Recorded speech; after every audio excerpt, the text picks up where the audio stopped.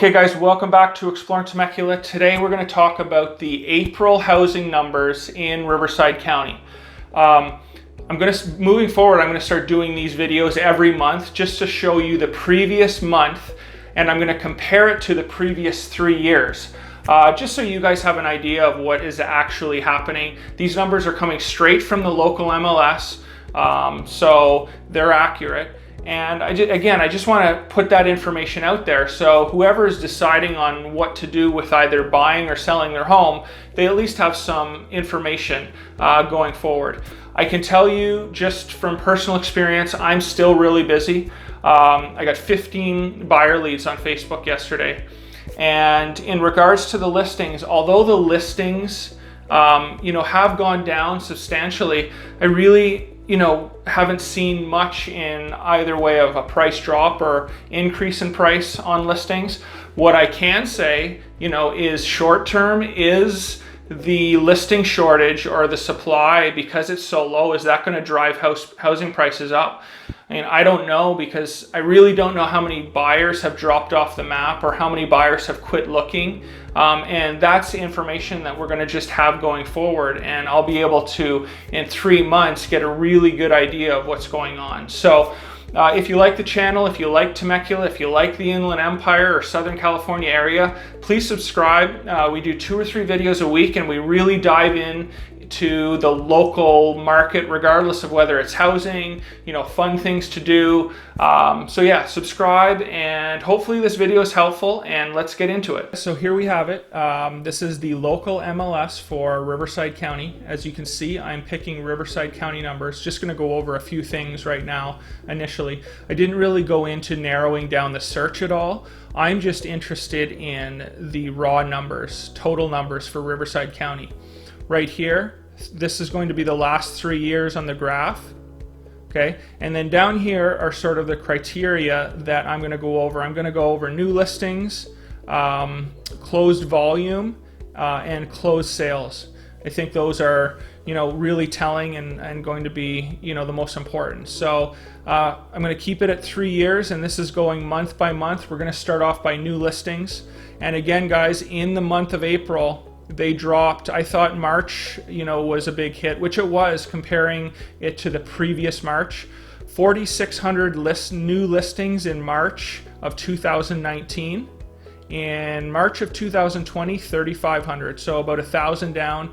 And then even going below that for the month of April, there were 1,000 less listings in Riverside County than March, this previous March. And when you compare the new listings in April 2020 to April 2019, let's just say it's 5,000. Here it's 2,500. So, almost half, in regards to how many listings properties are listed in Riverside County right now. So next we have closed sales. And I sort of knew this was going to happen. When I did my video in March, the numbers for closed sales really didn't drop off too substantially, just because it takes 60 days, 90 days a lot of times to close a deal. So, those people that listed in January, February, that really didn't understand what was going on with the virus, still were moving forward with those sales. So we didn't really see a huge drop off in closed sales for March. But here in April, everything's starting to catch up. The low listing inventory is catching up again with the low closed sales. So April of 2020, there were 2,200 closed sales. April of 2019, there were 3,200.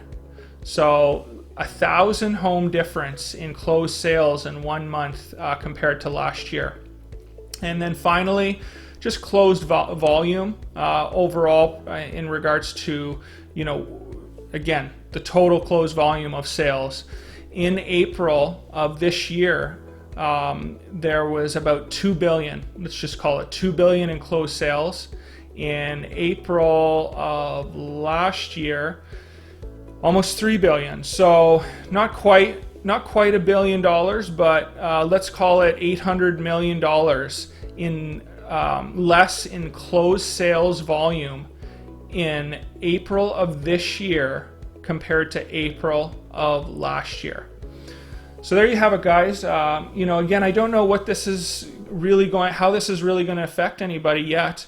You know, if you are planning on listing, just the simple fact that the inventory is so low, you might actually see, you know, no adjustment in regards to what you get for your home. So again, if you have any questions, please reach out, and I'm glad to give you any information I have in regards to the housing market. So there you have it, numbers for April. Hopefully that gave you some insight and an understanding of sort of what's gone on in the last 2 months in the Riverside County housing market.